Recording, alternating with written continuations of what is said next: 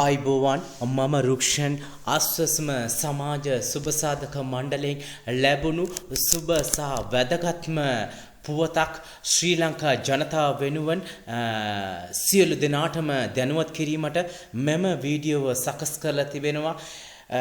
එම නිසා එම පුවත මොකක්ද කියලා දැනගැනීමට පෙර මාගේ මෙම ආස්වස්ම පිළිබඳව YouTube channel එක subscribe කර එම bell button එක click කර all notification එක enable කරලා තියාගන්න. එතකොට තමයි ඔයගොල්ලන්ට ආස්වස්ම පිළිබඳව අලුත්ම පුවතක් ශනිකව දැනගන්න පුළුවන්. බලමු එම මොකද්ද ඒ සුබ පුවත කියලා.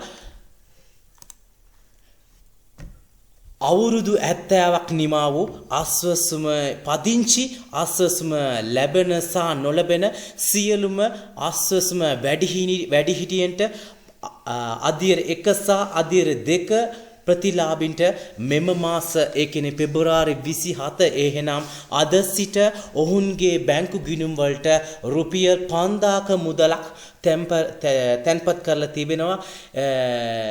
එතකොට එම ප්‍රතිලාභින්ට පුළුවන් අද හෙට සිට ඔවුන්ගේ බැංකු ගිණුමේ ඉඳලා එම මුදල ලබා ගැනීමට පුළුවන්. ඒත් එක්කම අද ඔයගොල්ලන්ට මම කියලා දෙන්නම් අවුරුදු 70ක් නිමා වූ අස්සස්මේ ලියාපදිංචි නමුත් වැඩිහිටි දීවනාවක් නොලැබීමට හේතු මොකක්ද කියලා අද මේ වීඩියෝ එකෙන්ම මම කියලා දෙන්නම්.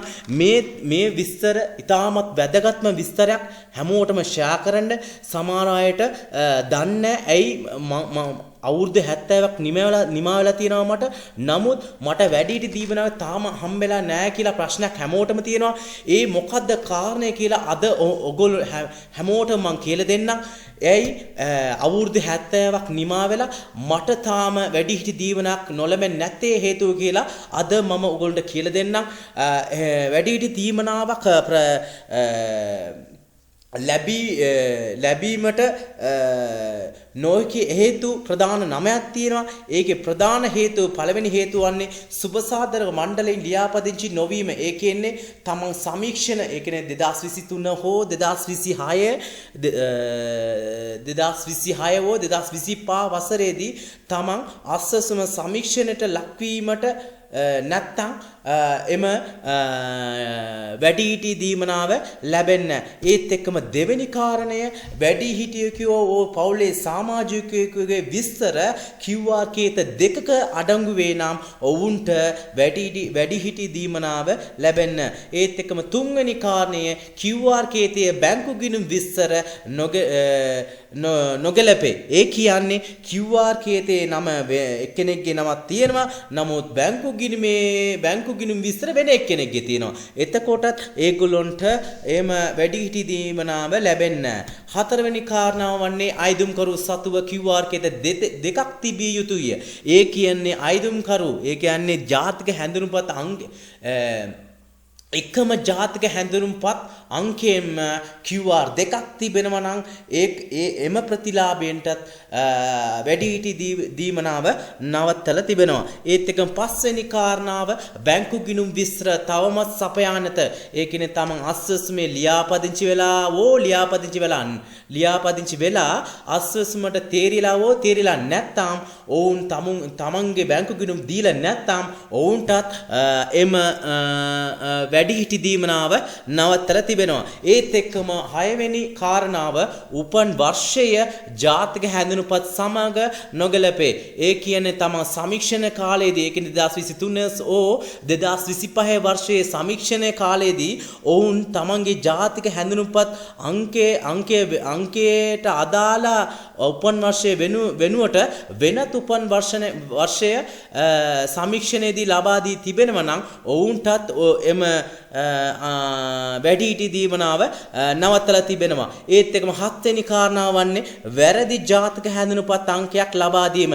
තමන්ගේ ජාතක හැඳුනුපත් අංකයට අමතරව වෙනත් එක්කෙනෙකුගේ ජාතක හැඳුනුපත් අංකය ලබා දී තිබෙනවා නම් ඔවුන්ටත් වැඩිහිටි දීමනාව නවත්තනවා. ඒත් එක්කම 8 වෙනි කාරණාව වෙන්නේ අදාළ ප්‍රතිලාභය අභියාචනා කර ඇතනම් ඔහු මජනතා විසින් විරෝධතා මතු කර ඇතනම් ඔවුන්ටත් එම වැඩිහිටි දීමනාව නවත්තලා තිබෙනවා. ඒ කියන්නේ අභියාචනාවක් කියන්නේ අස්වස්ම මට ලැබෙන්නේ නැත්නම් ඒ ගැන ප්‍රාදේශීය ලේකම් කාර්යාලය හරහා ඔවුන් අභියාචන කරලා ඇතනම් ඔවුන්ටත් නවත්තනවා. ඒත් එක්කම අවසාන කාරණය අදාළ QR ස්ථිරව හත්විටුවා ඇත.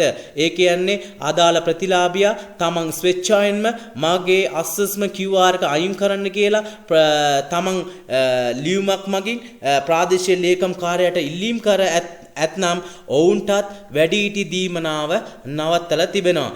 මෙම කාරණාව තමයි අවුරුදු 70ක් නිමා වී අස්වසුන ලියාපදිංචි අවුරුදු 70ක් නිවාලා තියෙනවා. නමුත් මට වැඩිහිටි දීමනාව ලැබෙන්නේ නැත්තේ මේ හේතු නිසාමයි. ඒ නිසා මෙම වැදගත් කාරණාව සෑම ශ්‍රී ලාංකීය ජනතාව වෙනුවට මේ ජනතාව දැනුවත් කරන්න. ඒත් එක්කම මේ අස්වසුන් පිළිබඳ අලුත්ම තොරතුරු දැන ගැනීමට නම් මාගේ මෙම වීඩියෝ channel එක subscribe කරන්න. ඒත් එක්කම මෙම like එකක් දාන්න. මෙම වීඩියෝ එක හොඳයි නම් ඒත් එක්කම මෙම වැදගත් පුවත හැමෝටම share කරන්න. ස්තුතියි.